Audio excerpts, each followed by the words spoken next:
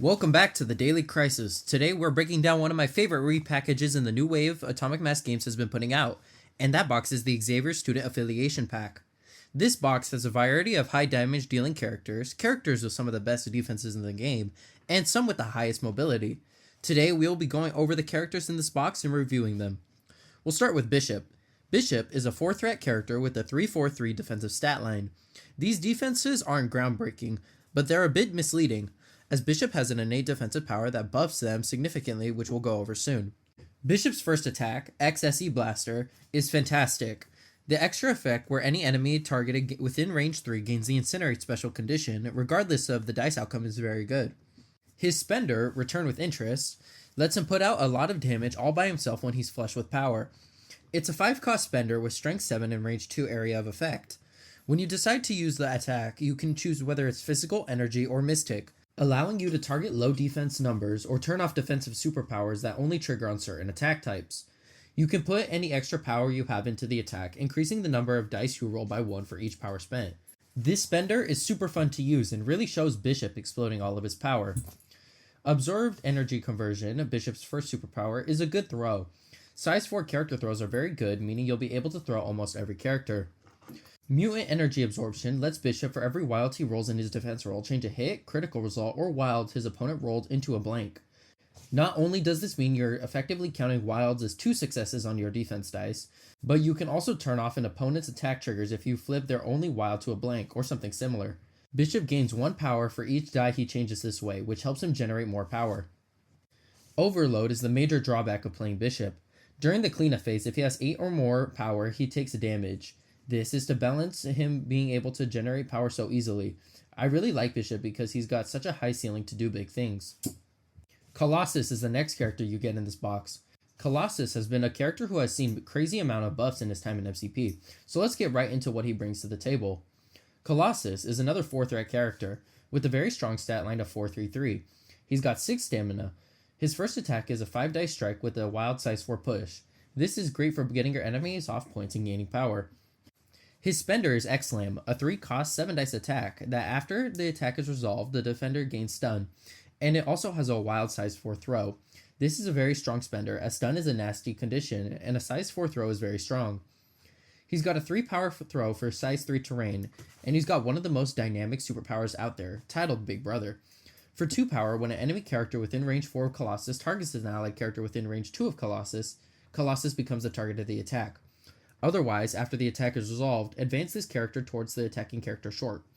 This basically allows Colossus to go save his allied friends. Colossus is also another super tanky character with his next 2 powers. Bozemoi allows him to add 2 dice against physical and energy attacks for 2 power. Organic Steel lets him reduce damage by 1 to a minimum of 1, and he cannot be pushed by enemy effects. On his injured side, he gets even tankier. He becomes a 7 health character, and his Bozemoi adds blanks against physical and energy attacks. He's a super fun character with an absolutely fun defensive stat line. Magik is the next character out of this box. She's our only 3-threat character, but she's still very strong. She's got a Mystic 5-dice attack with a Wild Pierce.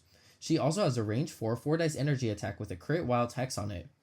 Her Spender is Darkchild, a range 3 6-dice 4-cost Spender where you get to add your opponent's skulls in both your attack and defense rolls to your successes. And then, your opponent gains Bleed and Incinerate. This is a great Spender, and since it's Mystic, you can dodge some more common defensive tech like Spider Sense or Martial Artist. She's also got some dynamic superpowers, with Limbo Step, which lets her pays up to 3 power and place within range equal to the power spent. This gives her some incredible versatility and speed. She's also got the Scrying Mirror of Limbo, which gives her a reverse pierce like Bishop, but only against Mystic attacks. It's a bit niche, but when it happens, you'll be set. She's a very versatile character with a high damage ceiling, but she's weak to physical and energy attacks. The last character in this box is Nightcrawler.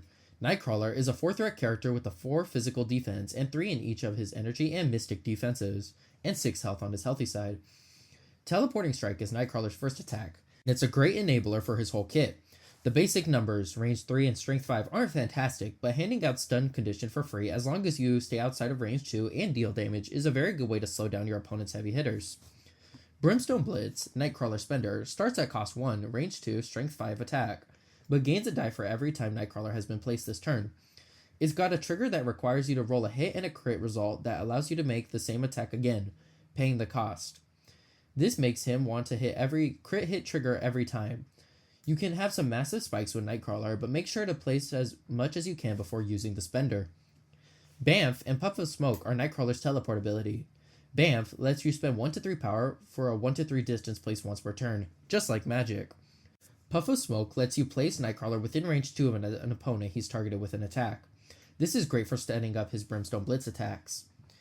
Ergonomic Acrobatics is a reactive superpower that lets Nightcrawler spend 2 power to add 2 dice to a dodge roll or defense roll when targeted by a physical or energy attack. This is good, but Nightcrawler is very power hungry, so I don't recommend using this every time. Invisible in the Shadow is Nightcrawler's innate defensive superpower, allowing him to gain stealth if he's within range 1 of a size 2 or larger terrain feature. This makes him a viable midline grab if you can set him up correctly. Now, let's go over all the affiliations these characters belong to. Bishop is an X-Men and X-Force character. Colossus is a Brotherhood of Mutants, Servants of Apocalypse, Uncanny X-Men, and an X-Force character. Magik belongs to a whopping 5 affiliations: Convocation, New Mutants, Defenders, Servants of Apocalypse, and Uncanny X-Men. And Nightcrawler solely belongs to the X-Men. As you can see, all of these characters belong to the X-Men, making this one of the best boxes to pick up after getting the X-Men starter set. Even if you prefer Brotherhood, Colossus belongs to it. I absolutely love these characters, and their team tactic cards make them even more viable, so let's go over some of my favorites included in this box. Nightcrawler's signature tactics card, Mass Transit, gives you some incredible repositioning value. For an action and 3 power, Kurt can choose up to 3 ally characters within range 2. Nightcrawler then places himself within range 3 of his current position, and each of the chosen characters gets placed within range 1 of him. After that, Kurt gains Stagger. If you've got a way to get rid of Stagger, like Children of the Atom, this card is very good and thematic. Another super fun card is Journey Through Limbo, which allows Magik to spend 3 power and choose another character within range 2 of her, place them within range 3, and then give them Incinerate. This can be absolutely devastating for your opponent's models that are slow or don't have access to great movement tech. It's super fun to play and can completely ruin your opponent's movement. Another iconic card you get in this box is Fastball Special. If Colossus is within range 2 of Wolverine, both characters can spend 1 power and Wolverine is thrown medium. If enemy characters are hit by Wolverine, they roll 2 fewer defense dice and suffer the bleed special condition.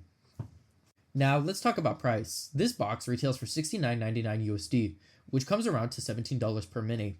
All of these models are super well defined and super thematic. If you got this box already, I recommend you check out the X-Force Affiliation pack, which releases on February 13th, making it the perfect Valentine's Day present, whether from someone else or for yourself. All of these boxes are linked in the description below if you want to go check them out. Thanks for watching, and drop a comment below telling me which of these characters is your favorite: Bishop, Colossus, Magik, or Nightcrawler. Thanks for watching, and I'll see you in the next one.